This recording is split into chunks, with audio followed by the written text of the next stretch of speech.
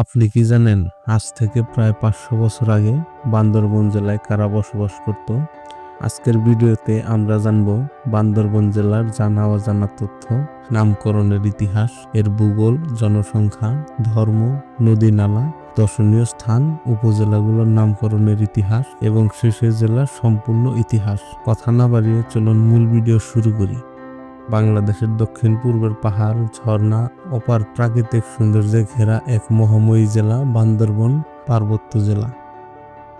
চট্টগ্রাম বিভাগের অন্তর্গত এই জেলার প্রতিটি পাহাড়, নদী আর ঝর্ণায় লুকিয়ে আছে ইতিহাস, সংস্কৃতি আর বৈচিত্র্যময় জনজীবনের গল্প।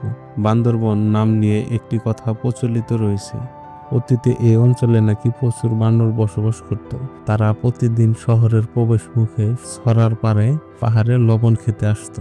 এক সময় ভারী বর্ষণে ছড়ার পানি বেড়ে গেলে বানরেরা একে অপরকে ধরে সারিবদ্ধ হয়ে ছড়া পার হতো। মানুষ এই দৃশ্য দেখে জায়গাটির নাম দেয় মায়েক ছড়া। মারমা ভাষায় মায়েক অর্থ বানর আর সি অর্থ বাদ। কালের প্রবাহে উচ্চারণ বদলে বাংলায় হয় বান্দরবান।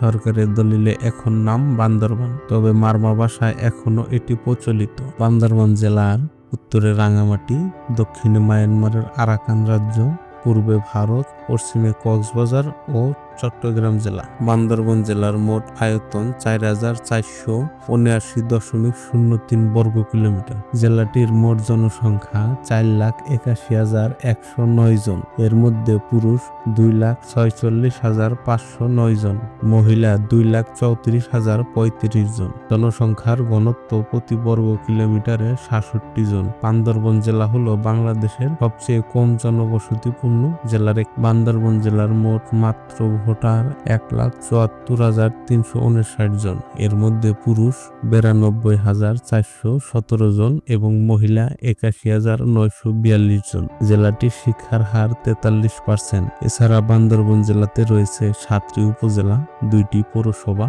৩৩টি ইউনিয়ন, ১৫৫৪টি গ্রাম, ৯৬টি মৌজা। এছাড়া জেলাটিতে রয়েছে মসজিদ ৭১২টি, মন্দির ৬৫টি, বৌদ্ধ মন্দির ৪৮৪টি, গির্জা ৬৬৯টি।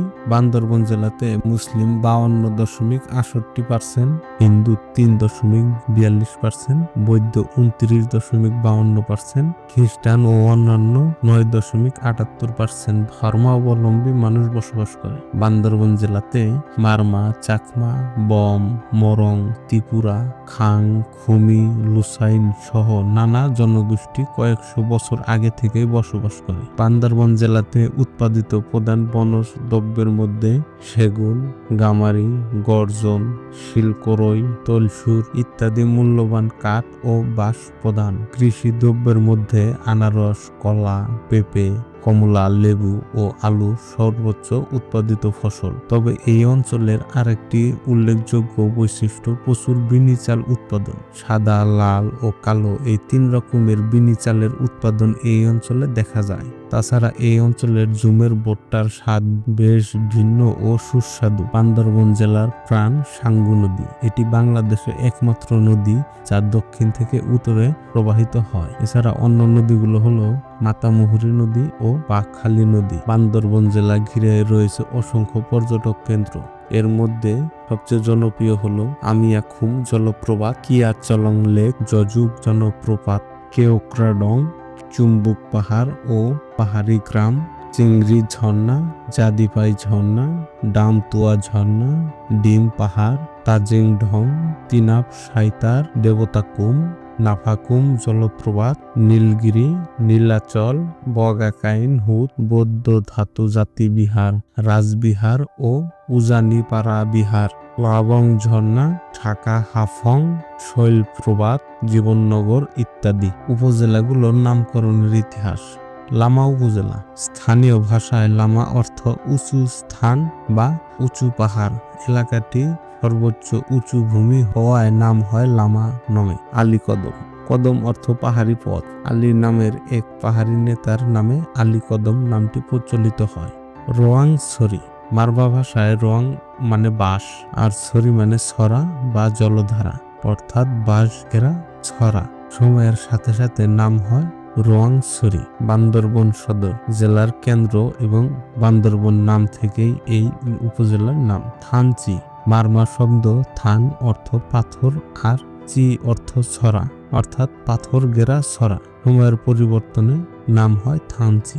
রুমা স্থানীয় বৌদ্ধ জনগোষ্ঠীর রুমা শব্দ থেকে এসেছে অর্থ ঝর্ণার ঠাই। লক্ষায়ণছড়ি মারমা ভাষায় লক্ষায়ণ মানে দ্রুত বয়ে যাওয়া ধারা, ছড়ি মানে জলধারা, তাই নাম হয় লক্ষায়ণছড়ি। এই অঞ্চলে সবচেয়ে পুরনো তথ্য পাওয়া যায় টুঙ্গ সাম্রাজ্যের আইসা ওয়াদি রাজ্যের প্রথম সার্কেল প্রধান সোয়েথি এর নথি থেকে। তিনি 1531 সালে নিযুক্ত হন। ব্রিটিশ শাসনামলে বোমাং সার্কেল প্রতিষ্ঠিত হয় এবং বান্দরবন ছিল বোমাং থং নামে পরিচিত। চিটাগং হিল সেক্টর রেগুলেশন 1900 সালে এই অঞ্চলে বিশেষ প্রশাসনিক কাঠামো দেয়। 1947 সালের পরে দেশ বিভক্তির পর বান্দরবান 1971 সালে মহকুমা হিসেবে প্রশাসনিক যাত্রা শুরু করে।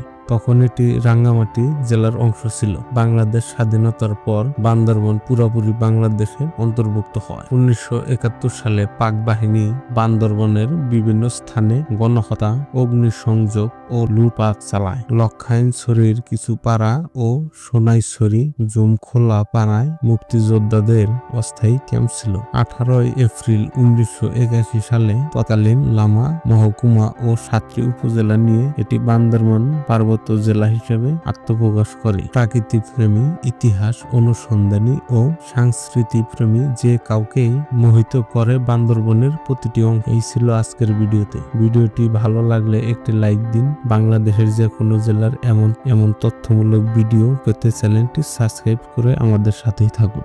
ধন্যবাদ সবাইকে।